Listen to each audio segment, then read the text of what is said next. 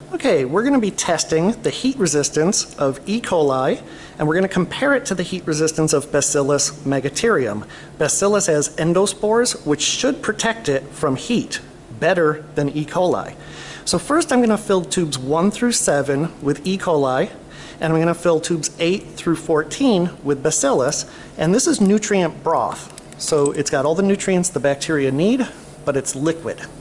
So for each tube, I'm going to sterilize my transfer loop. I'm going to reach in and get some E. coli. Okay, and open tube number 1. Put it in, and then sterilize. And to save time, I'll go ahead and do this, and I'll come back in a minute. Again, E. coli, tubes 1 through 7, Bacillus, tubes 8 through 14. Okay, now that the tubes have been inoculated with bacteria, I'm going to put 1 and 8 in this rack. Those are the controls. They're just going to go in the incubator, and those should grow. Okay, now let's look at what we're going to do with the others. We're going to test pasteurization temperatures of 145 Fahrenheit. So I'm going to take 2, 3, and 4, that's E. coli, put them in here. And I'm going to take 9, 10, and 11 and put them in here. And I'm going to take out the first 2 at 10 minutes, the second 2 at 20 minutes, and the last 2 at 30 minutes. And I'm going to take 5 and 6 and put them in this boiling water. It'll be up to a boil real soon. And then 12 and 13, those are going to go into boiling water. I'll take out 2 of the tubes after 10 minutes, 2 of the tubes after 30 minutes. Finally, I'm going to put these 2, 7 and 14, in this machine, which is called an autoclave. The autoclave is a sterilizer. It will kill all bacteria. So I'm going to go ahead and close this up. This is going to run at 250 degrees Fahrenheit for 15 minutes, and it should kill all bacteria.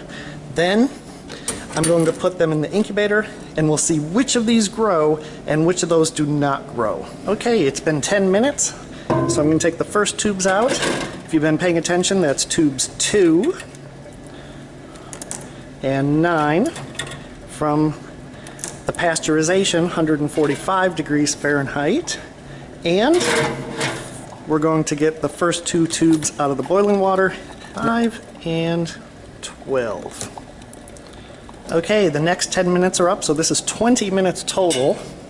I'm going to take out the next set of tubes, 3 and 10 from the pasteurization temperature, and I'm not taking any out from boiling water because those are going to go to 30 minutes.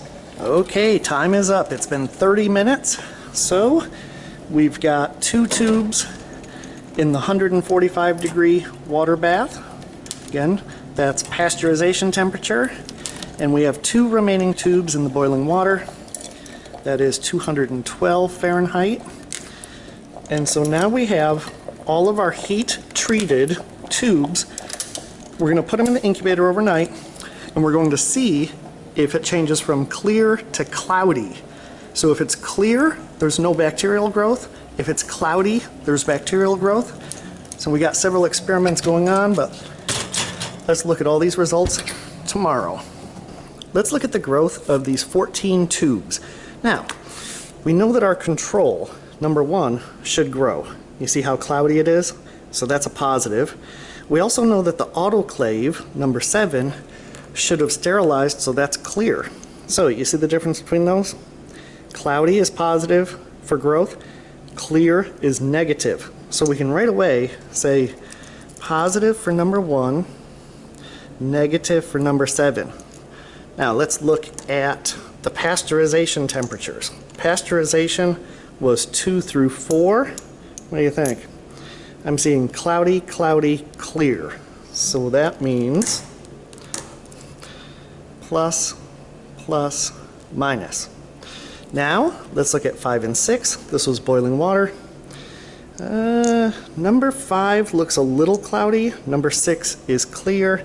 That's close though. There's not a lot of growth. So let's go ahead and say no growth for either of those.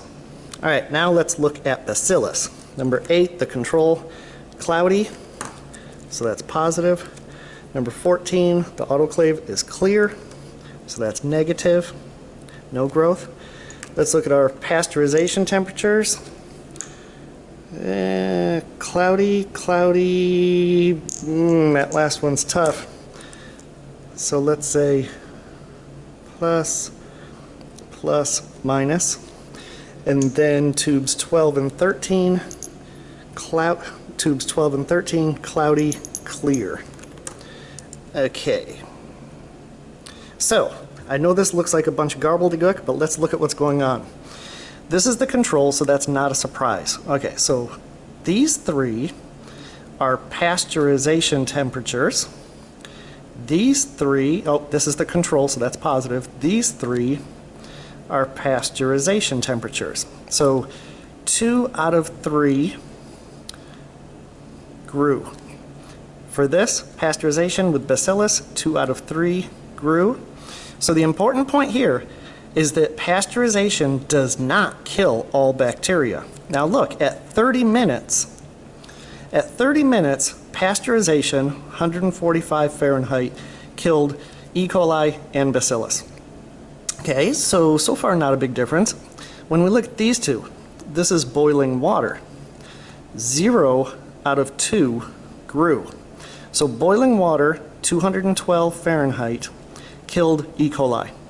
Down here, the first one survived. So it took 30 minutes of boiling water for bacillus to be killed. So 1 out of 2 grew. And then our autoclave, that definitely should have sterilized. Okay, so the bottom line is this. Okay, boiling water killed more E. coli than Bacillus megaterium. Why? Because of endospores. So endospores in Bacillus made it more resistant to boiling water. Second of all, notice boiling water does not kill all bacteria. So that's important. Also, pasteurization does not kill all bacteria. So when you have pasteurized milk, it is not sterile. Otherwise, it would never go bad, even if you never opened it. And then finally, the autoclave. Autoclave, excuse my handwriting, I'm doing this with a camera. Autoclave kills all bacteria. Now, these are written in the notes, but you've got 4 main points. So boiling water killed more E. coli than Bacillus because Bacillus has endospores. Boiling water does not kill all bacteria. Autoclave kills all bacteria. Pasteurization does not kill all bacteria. All right, I think that's a wrap on the heat resistance lab.